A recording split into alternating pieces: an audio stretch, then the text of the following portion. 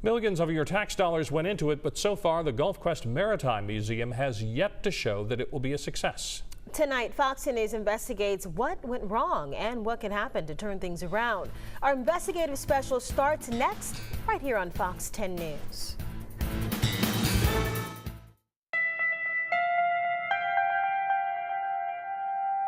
It will have room to interpret and preserve the great maritime heritage of this area.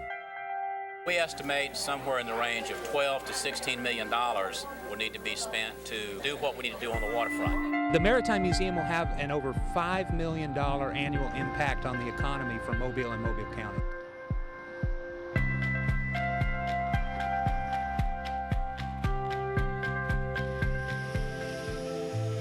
If construction can't go forward, it's a disaster for the entire community. They had done the work without getting paid. They've already started cleaning up the mold. The investigation revealed that there was more concealed damage. It's in Gulf Quest and their board's hands to fit and finish all of their displays. We're open. Welcome.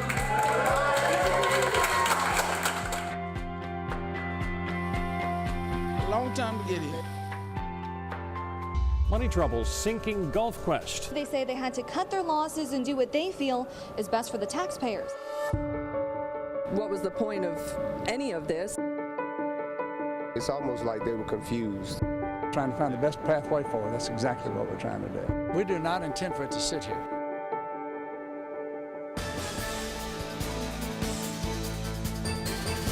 It was supposed to be the crown jewel of Mobile's waterfront, a museum that would foster learning and draw thousands of visitors to the port city. But for years, Gulf Quest has been mired in turmoil and financial crisis. Fox 10 News investigates, committed to tracking how your tax dollars are being spent. In this case, more than $30 million. As our quest for answers begins, we look at the troubled history of the museum. We're open. Welcome. Gulf Quest officially opened in September of 2015, 3 years behind schedule and 17 years after then Mayor Mike Dow outlined big ideas for Mobile's waterfront. We're putting a maritime museum down there, and we're trying to figure out what retail and what other infrastructure we want to put on the water. In 2009, the keel laying, marking the start of construction, was held, despite a depressed economy. The project was estimated to cost about $36 million. But by opening day, that number nearly doubled, $62.3 million, about $31 million paid by the city of Mobile, taxpayer money. Shortly before the museum opened, we asked Mayor Sandy Stimson if he thought it was a good investment. From an investment standpoint, we got to have a lot of people use it, to recoup. But I'm very hopeful that it'll work. The museum's executive director at the time was also optimistic. We really only have a very small increment that we've had to borrow, and we project we'll be able to pay that off in a couple years after the museum opens. Now, Gulf Quest former executive director believes the museum would still be operating if its board hadn't spent more than $2 million to help finish construction. Was more than $1.5 million of that money a loan to the city. Fox News investigative reporter Katie Wise explains now the long-standing controversy. Since Gulf Quest was shut down 3 months ago, there's been a lot of talk about what led to its demise. City officials claim the Gulf Quest nonprofit was out of money, but the nonprofit claims the city owes it more than $2 million. Fox 10 News Investigates got to the bottom of the controversy, uncovering new information that sheds light on the debate.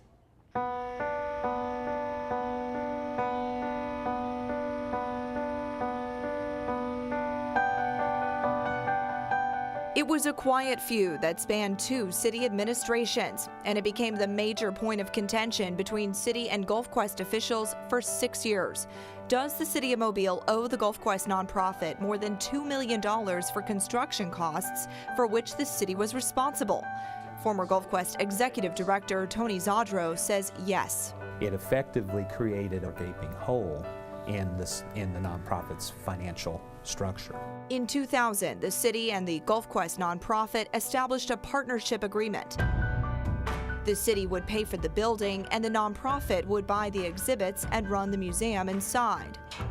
Even though in April 2009, the city held a groundbreaking ceremony with great fanfare, Zadro says city officials changed their tune a few months later. Zadro says in October, Mayor Sam Jones's administration explained they were short on cash for construction and needed the nonprofit to front the money. There was a sense that if the nonprofit did not participate in that agreement, the city was going to be in a difficult position to move forward. And it was palpable. I mean, it was strong. We felt like, you know, there's some real pressure here. Zadro tells me the Gulf Quest board, made up of deeply rooted Mobilians, mostly involved in big port industries, voted unanimously to pay for $1.6 million worth of the city's construction costs. And in exchange, the city would pay for some of Gulf Quest's costs for FF&E, also known as furniture, fixtures, and equipment. I think it was a contract on a handshake. Gulf Quest board chairman Mike Lee tells me the deal was a no-brainer. And everybody felt so strongly that it was a good investment. Zadro gave us this email, which was written 2 days after the vote, in which the city attorney, Larry Wettermark, wrote to the then board chairman, E.B. Peebles, quote, "Remember that the city is going to assume $1.6 million of what previously had been Gulf Quest's obligation for furniture, fixtures, and equipment." However, Fox 10 News Investigates obtained this email sent from Peebles just 8 minutes prior to Wettermark's response. It reads in part, quote, "Can there be an agreement between the city and Gulf Quest that to the extent the $25 million is not used up in construction, the balance will go towards FF&E?" I reached out to both Peebles and Wettermark for their takes on the emails, but both declined to comment. But former Mayor Sam Jones tells us there wasn't an agreement to pay the nonprofit back. They asked Mr. Whittemore to come to me and ask me that if we had monies left over from the bond issue after construction, would we assist them with that? My response to Mr. Whittemore was, look, if we have monies left over, I'll be glad to go to the city council and say, look, we can try to appropriate that to the museum. We had no money left over. Zadro adamantly refutes that. The email response from the board chairman was not asking to establish an agreement. It was asking to acknowledge the agreement and to acknowledge a form of repayment for the agreement. Zadro says city leaders didn't go back on their promise until 2011 and began relabeling the $1.6 million as a gift. I obtained these independent audits of Gulf Quest finances over the last several years. These new documents show the nonprofit did indeed spend donor money to pay for $1.6 million in construction costs through monthly installments from 2010 until 2012. So even though in 2011 city officials indicated they weren't going to pay the money back, Gulf Quest nonprofit board members continue to shell out donor money for construction. So, was it right for the nonprofit to use that money in that way? We looked at it as a whole. The building is almost part of the exhibit. I mean, it's so unique. Once Mayor Sandy Stimson came into office, Zadro says the city only made matters worse for the nonprofit's finances. Ultimately, the nonprofit expended $492,000 to complete the building. In haste to finish the project, Zadro claims the Stimson administration allowed contractors to abandon their jobs in the spring of 2015 without finishing their scope of work. Well, they were certainly determined to complete the project. That brought the total to more than $2 million in construction costs the nonprofit had not anticipated. Had a devastating impact on the ability to launch the museum properly. But others believe repayment wouldn't have made a difference. It's ironic to me that the person who had the responsibility for making all that work now seemed to be saying that it's somebody else's problem.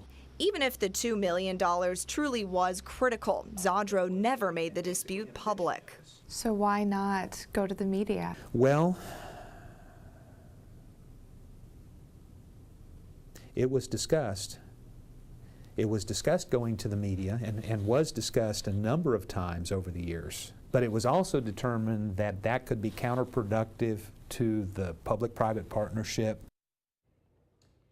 And so, Katie, you found city leaders are starting to soften their position in terms of this money dispute? That's right, Lenise. I found that city officials actually have no other choice but to start taking responsibility for the some $2 million in construction costs, or else they could face even higher expenses. Now, in just a few minutes, I'll tell you how the city's tax dollars could be funding the Maritime Museum business for the next 30 years.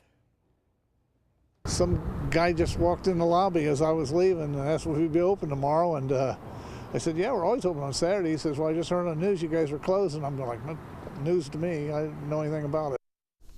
GulfQuest employees and volunteers left in shock by a swift city takeover. When Quest for Answers continues, 2 Mobile mayors are talking to Fox 10 News Investigates about what led to the museum closing.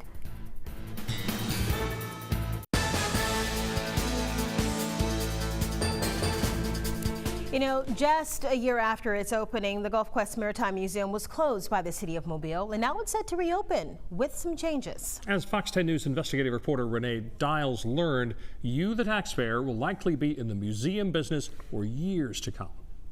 The conflict between the city and the Maritime Museum Board came to a head last year when city leaders moved to evict the nonprofit. The former executive director calls it a hostile takeover, but city leaders say there were no other options. We had to do what we had to do to stop the bleeding. Mobile Mayor Sandy Stimson says the city closed the museum in November after the nonprofit ran out of money to operate. Former executive director Tony Zadro blames the city for reneging on what he calls an undocumented loan in 2009 based on a handshake. Zadro says GulfQuest was financially crippled by the city's refusal to reimburse the nonprofit for money it spent on construction cost. We had worked with 3 mayors, and now the current mayor was looking at GulfQuest in a very different way. But the current and former mayor say the problems at the museum were the result of poor management under Zadro. The bottom line is that the projections on attendance were wrong. The management side was overspent. Now it appears to me that someone is trying to find someone else to put their responsibility on. That's what it looks like to me. The executive director that was there is no longer there, and so you've had a change in management. Basically an eviction notice. You know, we had 90 days to figure out what to do, or we were to move all of the exhibits out of the building. We felt that was a hostile act. Mayor Stimson says the takeover was the city's only option. But you have to ask yourself, how long can you operate at a deficit? And so if you operate in a deficit, at some point we had to stop and I'll say retool. And for the mayor, that could include a variety of options. Well, we've been trying to find someone to, come in and do something differently. If the city is looking to do something else with the building, Zadro says it can't. According to the former executive director, the museum function is tied to federal grants, and our investigation found even the exhibits are linked to tax credits that mean they can't be moved for another 6 years. Zadro says he doubts the mayor was even aware of the limitations when he made an unannounced visit to the museum shortly after the eviction notice went out in May. When Mayor Stimson brought in Ripley's Believe It or Not to take a look at the potential of taking over GulfQuest and operating it, not realizing that Ripley's is a for-profit attraction that is purely a money-making venture. And really, and we've learned more in the last 4 months about those contracts than we knew previously. But Mayor Stimson says the city can work around the federal restrictions. There's about 120,000 square feet, I believe, in the building. 40,000 feet of it are taken up with the exhibits, so that leaves a lot of other space that could be used for some other purpose if it's configured properly. And so that's what I think of when I say repurposing, another use. And the idea is that we want to maintain and need to maintain the museum component, but let's do something else to help bolster or support. Okay, Renee, has the city set a deadline for how long it plans to continue paying these salaries and the utilities at the museum? Well, Bob, the mayor did not indicate a time frame for the spending, but he did say that the city has not yet exceeded its new budget for GulfQuest. So that means even though GulfQuest is reopening soon, your tax dollars are still needed to keep the museum afloat. GolfQuest might not even exist without one little-known feature of the building. As Fox 10 News investigative reporter Katie Weiss explains, that feature, still waiting to be used, is tied to millions in federal grant money. $26 million in federal transportation grants paid for the early stages of GolfQuest construction.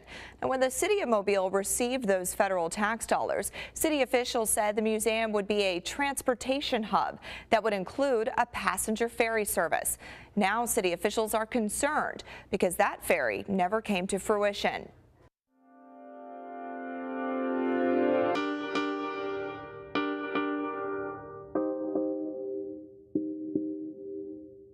When you walk into the front lobby of the GolfQuest Museum, something you may not have realized before are the ticketing windows. There is extra space for selling passenger ferry tickets. And take a walk out back to the waterfront.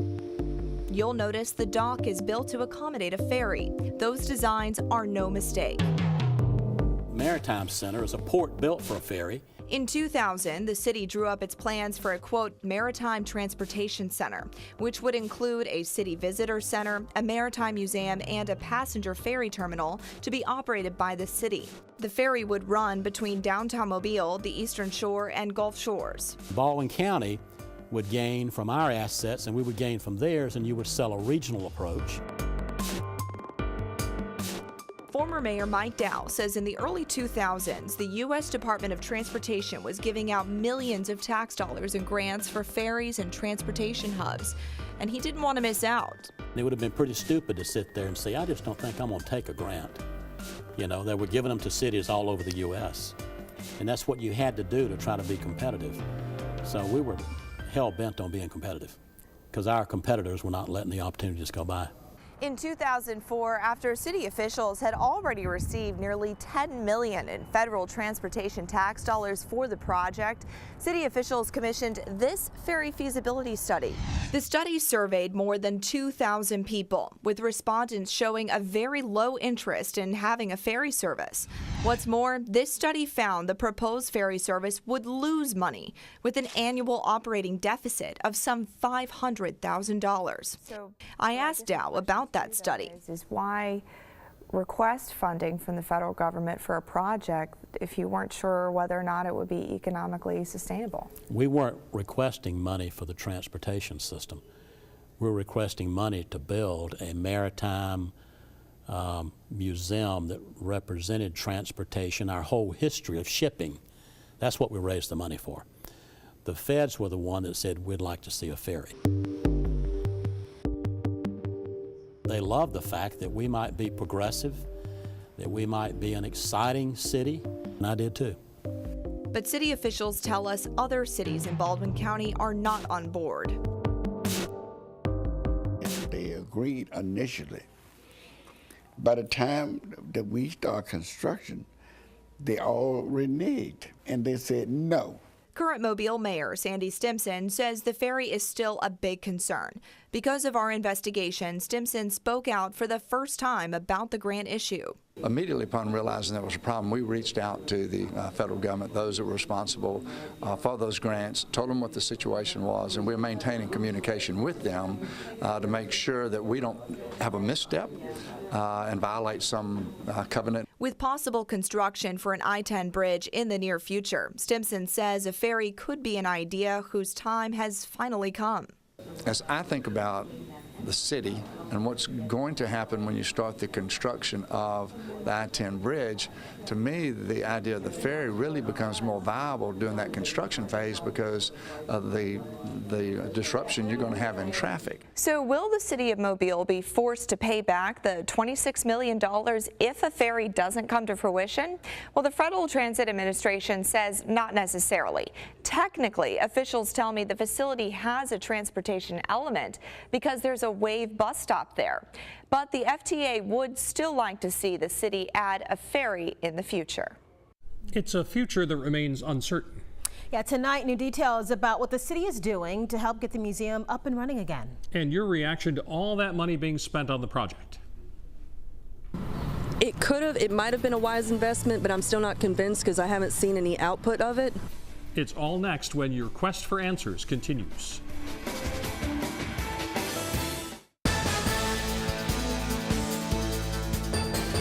Gulf Quest is set to reopen in less than 2 weeks, but the museum's long-term future is still uncertain. Can it fully recover from that 3-month shutdown? And what's at stake for the city?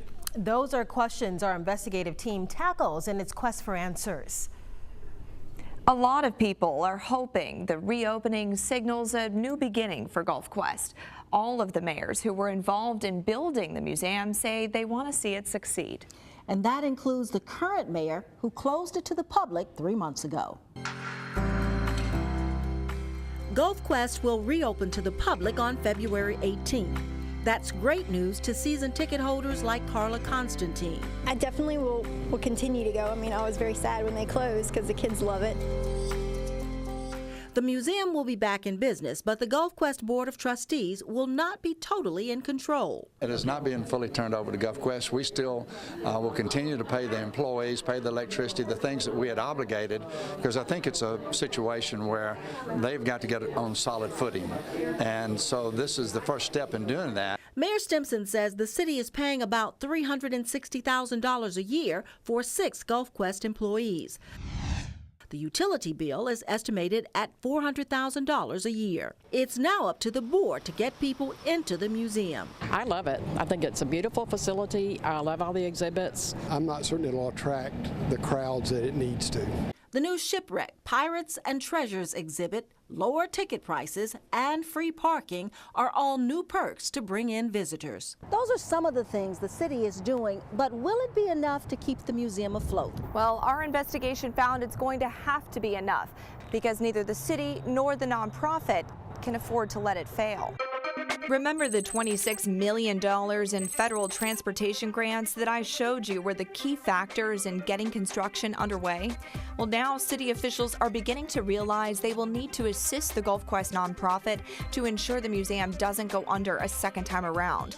Because closing the museum for good could force the city of Mobile to pay back the federal tax dollars.